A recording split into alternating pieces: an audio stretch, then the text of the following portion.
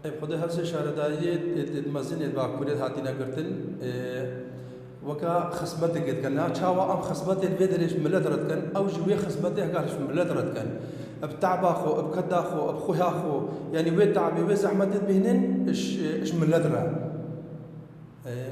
هێویدار مثلا وەکایکی بێژێ وان ئەم بەلەدێت من نەی نەکردن بەلەدێت مەیانی تشتێکی پیرۆزە تشتێکی خۆیاییە خزمەتەکە هەکا بکەن گەلێ خوش ملەتێ خوڕە مثلا ئەم بێژن وەکا بەلەدێت ما الفێر الباکوور هەر جهگی بێ ئەم بەلەدی خزمەتەکە بێ بلەتەکە ملەتم مەڕەی هاری کار بێ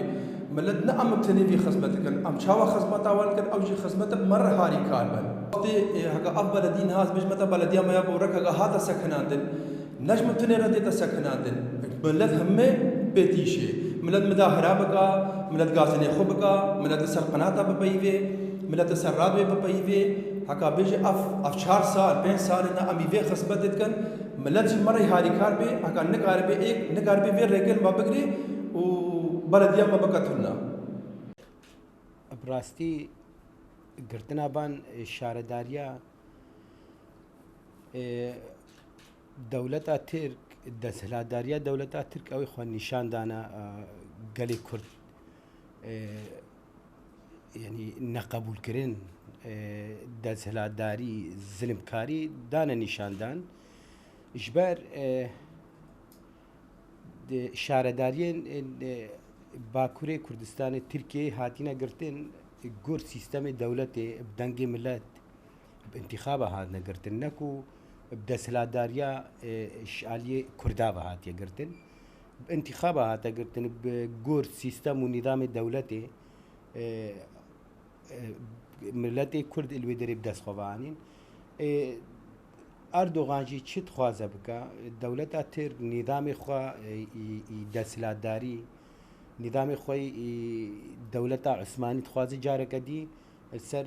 hemû gela bide meşandin ne bi ser tinê gelê Kurd ne bi tinê gelê Ereb ser hemû gela bide meşandin em vê qebûl nakin em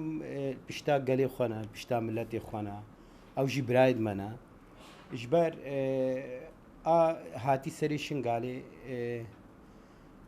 nekêm bû sala tebaqa 2014 bi seda însanê hemû parçên Kurdistanê li Şingalê de şehîd bûn em jî tiştê bi destê me bê em jî mêl pişt gelê xwe sekinin çi pêwîstî heba çi bi destê me bê em ê ji gelê xwe re kine xizmetê de dewleta Tirk çi dixwaze bike yanî mesela dîroka dewleta Tirk dîrokeke reş e dîrok reşin bi rastî jî ji ber dema Ermeniya de heta roja îro jî ji dema sed û hinek bajarên Kurda xera kirîn hezara însan qetil kirîn dixwaze wî sîstemî bide meşandinê ew sîstem dewletê navnetewî divê hemberî vê bisekinin dewletê navnetewî vê qebûl nekin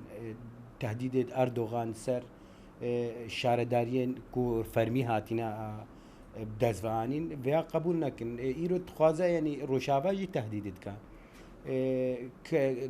Iraqê tehdîd dike yanî tehdîdê wî jî hemberî tehdîdê wî em amade ne çê tehdîd jî bike em ê li ber xwe bidin weke gel em ê li ber xwe bidin û gelê Bakurê Kurdistanê jî divê hî bi têr li çalekiyê xwe de xurt bin silavê me ji wî gelê re hene ew gelê li ber xwe dayî bi hezarê sala sîstema faşîst Erdogan qebûl nekirîn ser xwe divê hî bi tir çalekiyê xwe xurt bikin hî bi tir berxwedana xwe mezin bikin her çar parçê Kurdistanê vê dijî vê derkevin milletê Bakur milletekî fermana hatiye naskirin bi rastî jî weke çawa em êzidî fermana hatîne naskirin taybet wextê Osmaniya û vir de milletê Kurdê Bakurê Kurdistanê ew jî fermana hatîne naskirin lê çi dibe jî bila bibe çawa dixwaze me tune bike divê hemberî vê em bersiv bin hemberî vê em xwe xurt bikin xwe perwerde bikin xwe zane bikin گۆرێ ئەم کاربن بەرسەڤ ڤان فاشستا بدن بەرسەڤ ڤان سیستەمێک و نەلجیهێ خۆدا ڤان سیستەمێت کو دخوازن مرۆڤایە تنە بکن ئەم ژێرە ببنە بەرسف سیستەمێ دەولەت نەتە و چ دخوازە یعنی جدای خۆ کەسی قبول ناکە ئەس هەما ئەس بتنێ ئالا منە دەولەتا منە نەتەوان نێف خۆدا قبول ناکە کێم نەتەوان نێف خۆدا قبول ناکە ئۆلێن جدا نێف خۆدا قبول ناکە بتنێ دخوازە دەسەڵاتداریە خۆ بدە مەشاندن ئەم vê قبول ناکن ئەمێ بنە بەرسەڤی ژێرە ئەمێ هی بتێر خۆخورد بکن هی بتێر خۆزانە بکن گۆر وێ ئەم کاربن vê نیزامە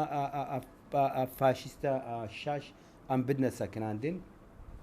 ڕۆژاوای کوردستانێژی ئیرۆ بن تهدیدên دەولەتا ترک دەیە باکوورێ کوردستانی باشووری کوردستانیژی بن تهدیدên دەولەتا ترک دەنا ئێدوێن براتیەک بێچێکردن براتیا گەلا بێچێکردن ئەدوێ کورد ببنە دەستە کورد ببنە ڕایە کورد ببنە بەس بکەونە بن لیستۆکێ دژمندا تایبەت باشووری کوردستانی ئیرۆ بەلکی وێ نابینن بەس چاوە ئیرۆ باکوور الخەتەریە دەیە ڕۆژاوا بن تهدیدێ دەیە باشووری کوردستانی ژووسا بن تهدیدên دەولەتا ترک دەیە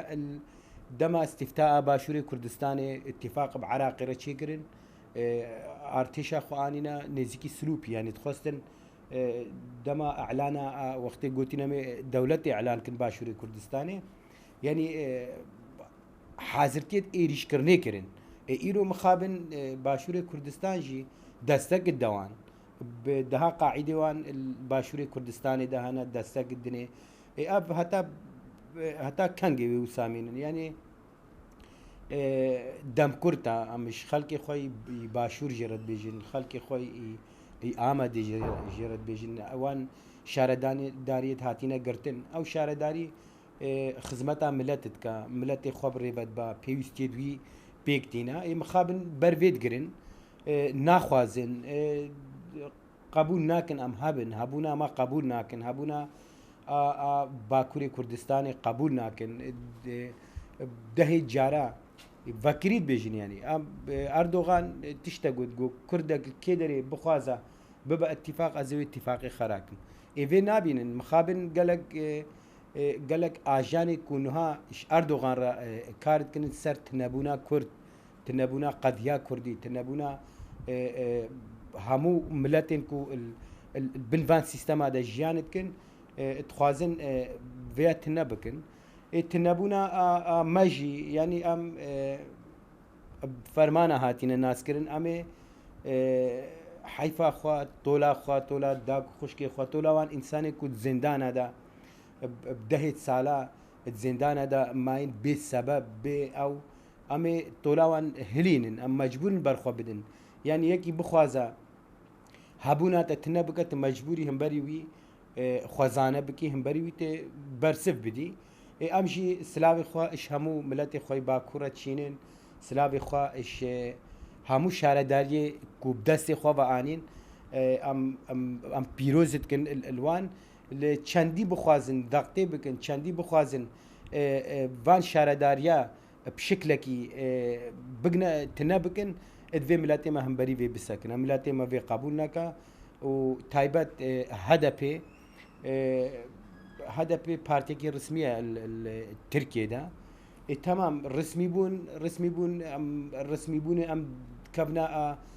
گرتنا شارەداریە ڕسمی بوونێ ئەم ملەتێ خوا خۆت دنە قبول کردن سیستەمی وان vê قبول ناکە مشکلە ئاڤە نەبتنێ سیستەمی دەولەتا ترک سیستەمێک گشتی ڕۆژهەلاتا ناوین قبول ناکە